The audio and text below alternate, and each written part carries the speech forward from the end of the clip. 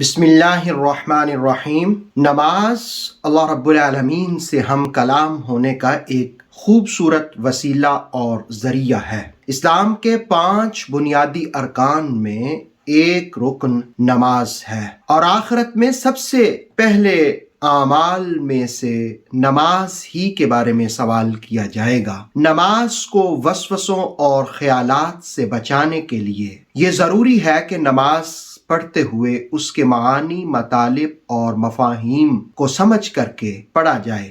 آج ہم نماز کے معانی، مطالب کو سمجھنے کی کوشش کرتے ہیں۔ سب سے پہلے جس وقت ہم نیت کرتے ہیں تو نیت کے بعد ہم تکبیر تحریمہ کہتے ہیں، یعنی اللہ اکبر کہہ کر کے ہاتھوں کو باندھ لیتے ہیں۔ یہ جو ہاتھوں کو اٹھایا جاتا ہے تو دراصل یہ اس بات کی علامت ہے کہ ہم دنیا اور دنیا کے تمام خیالات اور باتوں کو پسے پشت ڈال رہے ہیں۔ اور پھر اللہ اکبر کہنا، اس کا معنی یہ ہوتا ہے اللہ سب سے بڑا ہے۔ تو جس وقت ہم یہ کہتے ہیں کہ اللہ سب سے بڑا ہے تو نماز یہ پھر سکھاتی ہے کہ تم اس بات کا اظہار کرو کہ تم سب سے چھوٹے ہو۔ اگر میں کہتا ہوں اللہ اکبر، اٹ مینس کہ میں سب سے چھوٹا ہوں۔ اللہ سب سے بڑا ہے، میں سب سے چھوٹا ہوں۔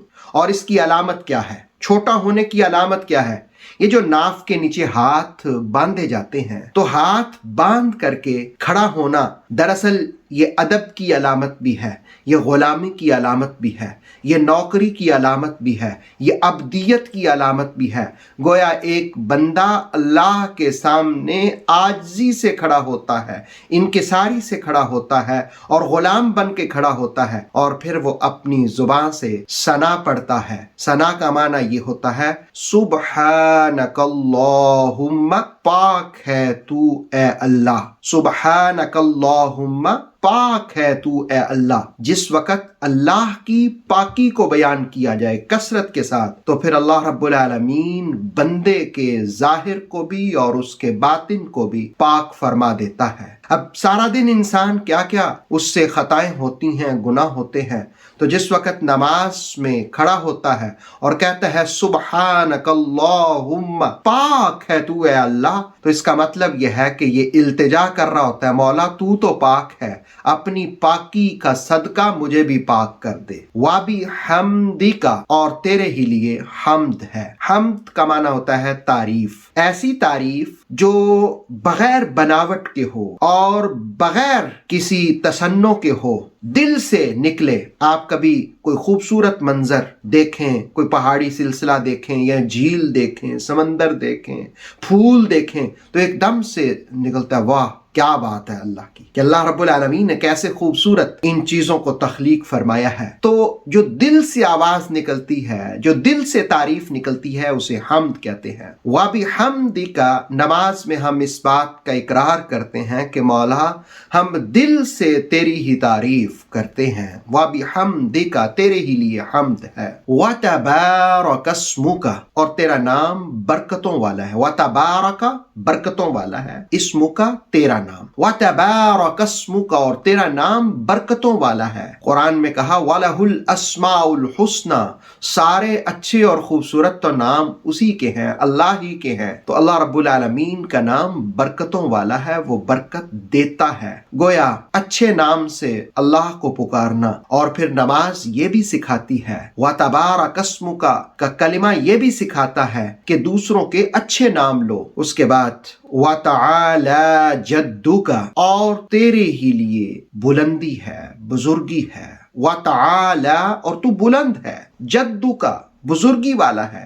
وَتَعَالَى جَدُّكَ، اور تو بلند بزرگی والا ہے۔ ظاہر ہے جو اللہ کی بلندی اور بزرگی کا کثرت کے ساتھ ذکر کرے گا، اللہ اس کو بھی بلندیاں عطا فرمائے گا۔ وَلَا إِلَٰهَ، اور کوئی معبود نہیں، ولا نہیں اور نہیں، الہ معبود، ولا الہ غیرک، تیرے سوا، غیرک تیرے سوا، تیرے سوا کوئی معبود نہیں۔ یہ ثنا میں اس بات کا اقرار کیا جاتا ہے کہ پاکی بھی اللہ کے لیے ہے، حمد بھی اللہ کے لیے ہے، اچھے نام بھی اسی کے لیے ہیں، اور وہ بلند بزرگی والا ہے اور کوئی اس کا شریک نہیں۔ ثنا پڑھنے کے بعد پھر اسی طرح ہاتھ باندھے ہوئے غلاموں کی طرح بندہ تعوذ پڑھتا ہے۔ تعوذ کا مطلب ہے اعوذ बिल्लाहि मिनश शैतानिर रजीम, इसका माना होता है अऊज़ु, मैं पनाह मांगता हूँ। पनाह का मतलब होता है कि किसी चीज से हिफाजत तलब करना। बिल्लाहि, अल्लाह की मदद के साथ, मिनश शैतान,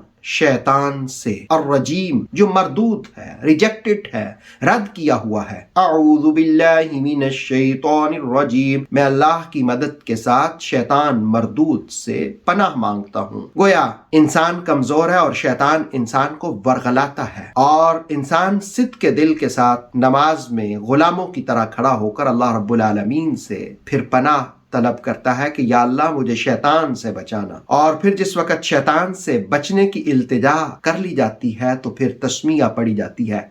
फिर से बंदा एक ताज़ा दम होकर कहता है बिस्मिल्लाहिर्रहमानिर्रहीम, अल्लाह के नाम से शुरू करता हूँ जो बहुत मेहरबान इंतहाई रहम करने वाला है। नमाज ये दर्स भी देती है अपने हर काम का आगाज अल्लाह ही के नाम से किया जाए। उसके बाद फिर सूरह फातिहा की तिलावत की जाती है। सूरह फातिहा के हवाले से, उसके इंट्रोडक्शन और तारफ के हवाले से नूरे वही यूट्यूब चैनल पर एक मुस्तकिल मेरी वीडियो मौजूद है। अभी स्क्रीन पर आप उसका लिंक भी देख रहे होंगे और डिस्क्रिप्शन में भी उसका लिंक आप मुलाहजा कर सकते हैं। इसी तरह सूरह फातिहा की तफसीर पर भी एक तफसीली वीडियो मौजूद है, उसका लिंक भी आप स्क्रीन पर और डिस्क्रिप्शन में भी दोनों में देख सकते हैं। अब आइए हम यहाँ पर मुख्तसर अंदाज में सूरह फातिहा के मानी समझते हैं। अल्हम्दुलिल्लाह, तमाम तारीफें अल्लाह के लिए, रब्बिल आलमीन, जो रब है तमाम जहानों का। अल्हम्दुलिल्लाह रब्बिल आलमीन, तमाम तारीफें अल्लाह के लिए जो तमाम जहानों का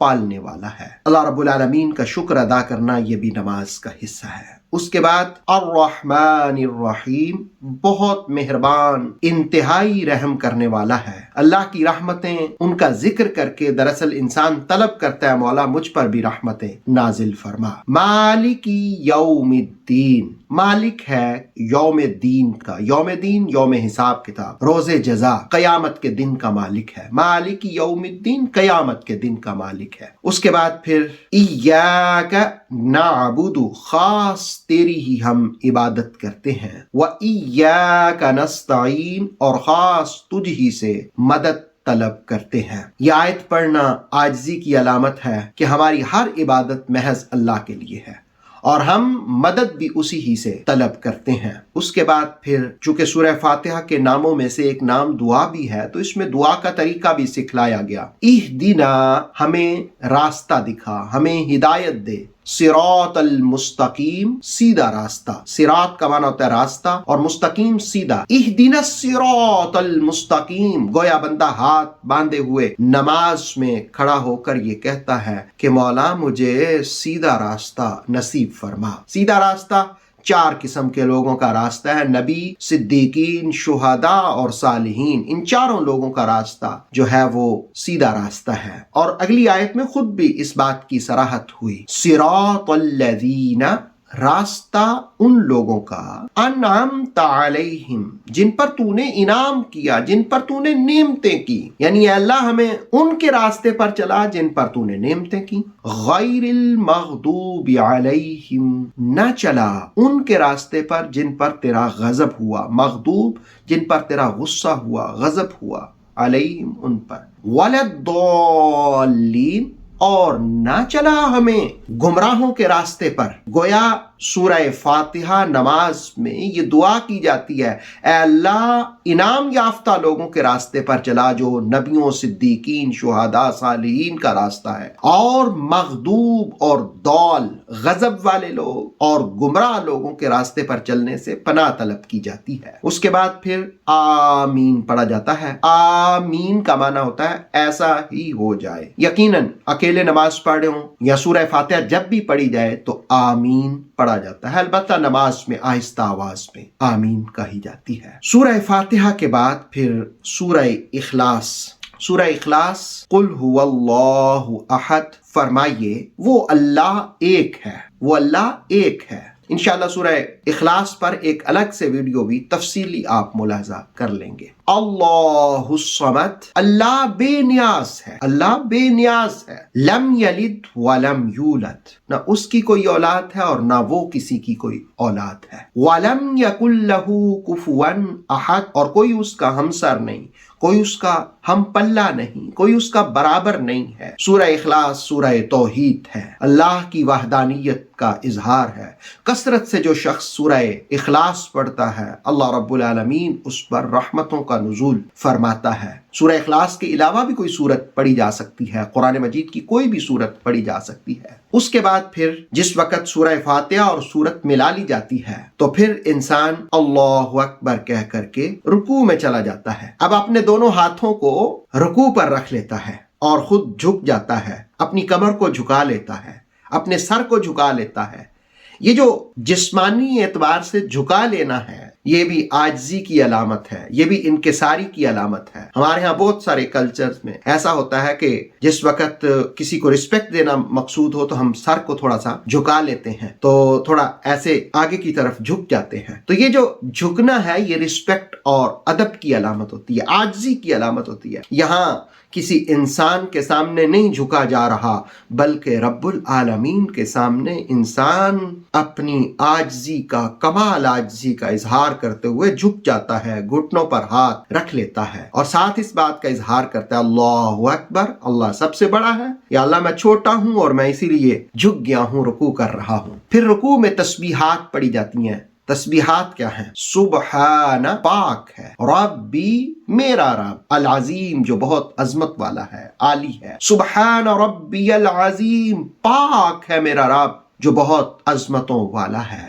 اور 3 مرتبہ یا 5 مرتبہ یہ تسبیحات پڑھی جاتی ہیں۔ کہا جاتا ہے کہ بندہ 1 مرتبہ تسبیح پڑھتا ہے، اللہ 3 مرتبہ جواب دیتا ہے کہ ہاں میرے بندے میں حاضر، ہاں میرے بندے میں حاضر۔ اس کی رحمتیں دیکھیں، اس کا کرم دیکھیں، اس کا لطف و احسان دیکھیں۔ اب جس وقت رکوع کی تسبیحات کو پڑھ لیا جاتا ہے تو پھر سمیع اللہ لمن حمدہ کہہ کر کھڑا ہو جاتا ہے انسان۔ سمیع اللہ کا معنی ہوتا ہے اللہ نے سن لیا، سامعہ سن لیا، لمن جس نے، حمدہ اس کی حمد کی، اس کی تعریف کی، سمیع اللہ لمن حمدہ، اللہ نے سن لیا جس نے اس کی تعریف کی، ربنا ولک الحمد، اس کے بعد یہ الفاظ پڑھے جاتے ہیں، ربنا لک الحمد بھی پڑھے جاتے ہیں اور ولک الحمد بھی پڑھا جا سکتا ہے۔ اس کا معنی ہے اے ہمارے رب تیرے ہی لیے حمد ہے، تیرے ہی لیے تعریف ہے۔ اب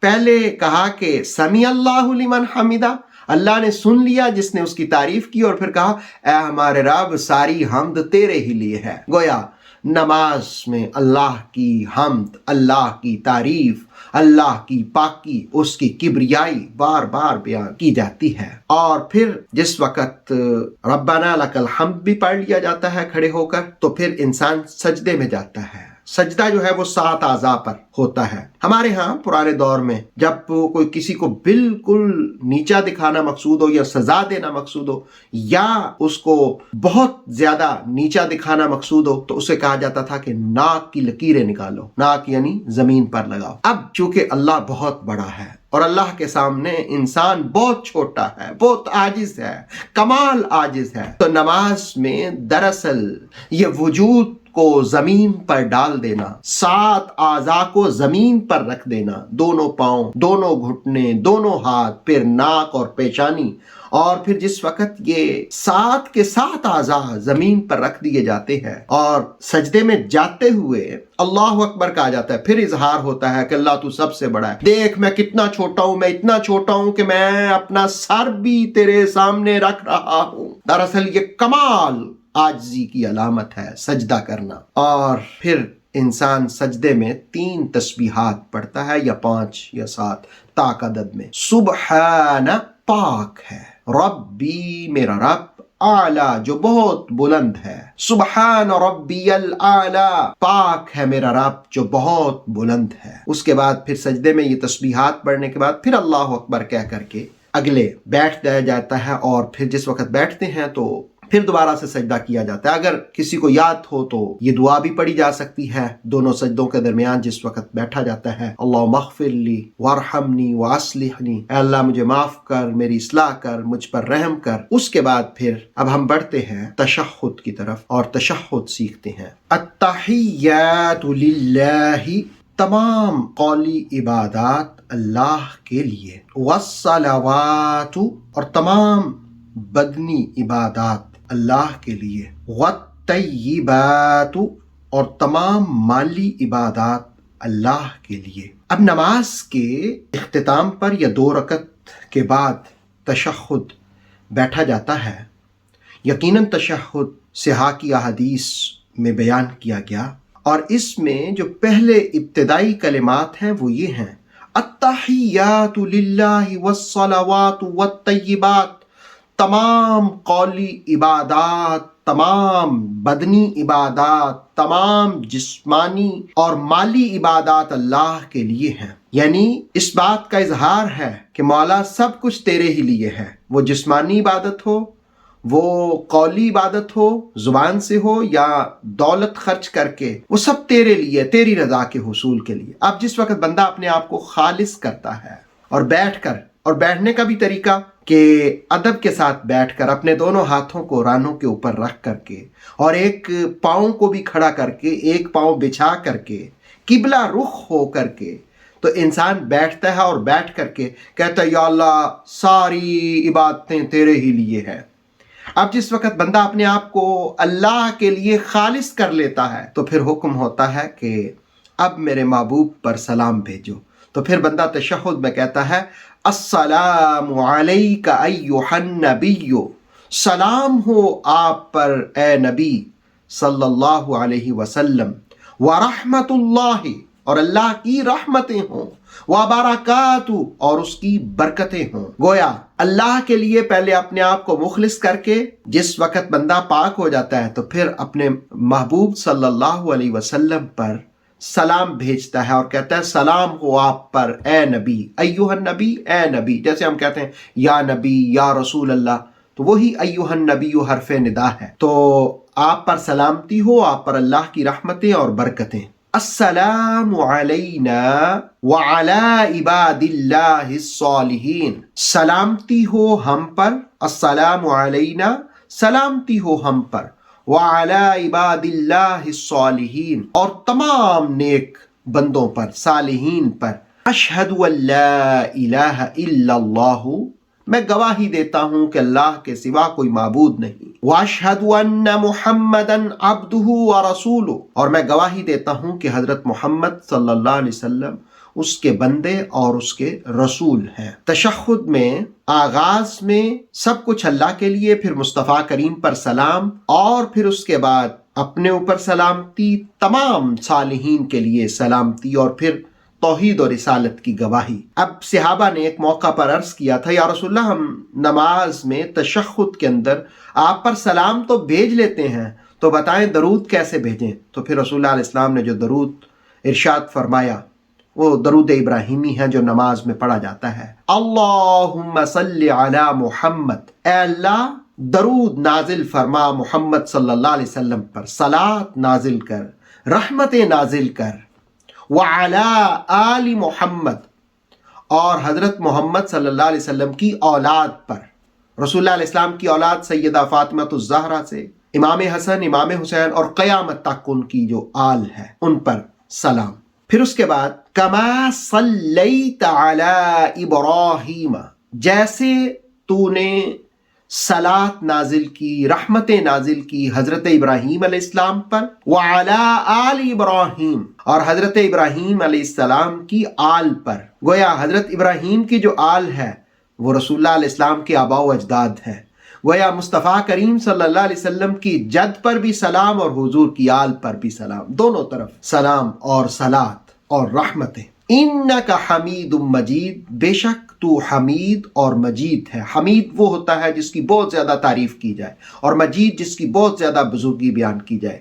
انک حمید مجید، بے شک مولا تو وہ ہے جس کی بہت تعریف کی جاتی ہے، تیری بہت بزرگی بیان کی جاتی ہے، یا انکا حمید مجید، تو بہت حمد والا ہے، تو بہت تعریف کیے جانے والا ہے، تو بہت بزرگی والا ہے۔ پھر درود شریف کا دوسرا حصہ، اللہم بارک علی محمد، اے اللہ برکتیں نازل فرما محمد صلی اللہ علیہ وسلم پر، وعلی آل محمد، اور حضرت محمد صلی اللہ علیہ وسلم کی اولاد پر قیامت تک، جو بھی حضور کی آل ہے، آل کا ہر فرد اس میں شامل ہے۔ کما بارکت علی ابراہیم وعلی آل ابراہیم، جیسے تو نے برکتیں نازل کی حضرت ابراہیم علیہ السلام اور ان کی آل پر۔ انکا حمید مجید، بے شک تو حمید اور مجید ہے۔ اس کے بعد پھر کوئی بھی مسنون دعا پڑھی جا سکتی ہے، لیکن ہمارے ہاں عام طور پر یہ دعا پڑھی جاتی ہے، رب اجعلنی، اے رب بنا مجھے،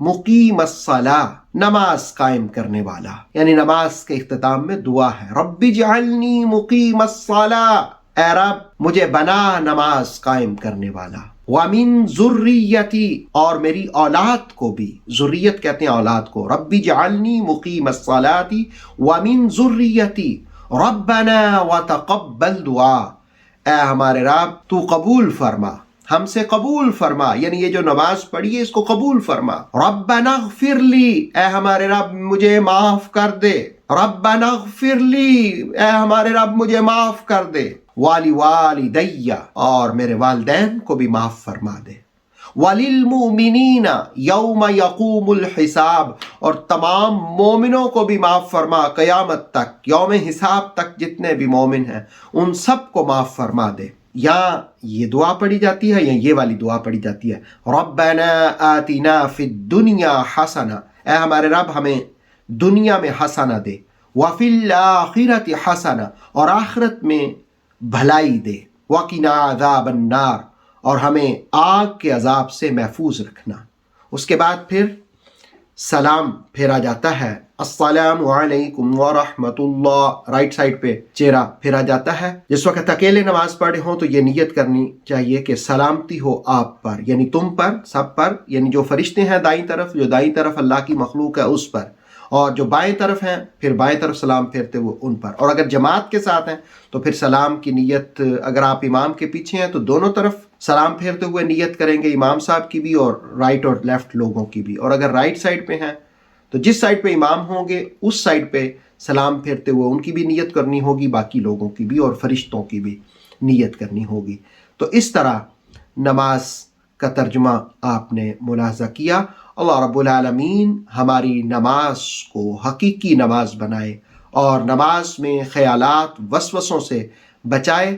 یقیناً یہ اسی صورت میں ہو سکتا ہے جس وقت آپ نماز کے معانی مطالب کو سمجھ کر کے پڑھیں۔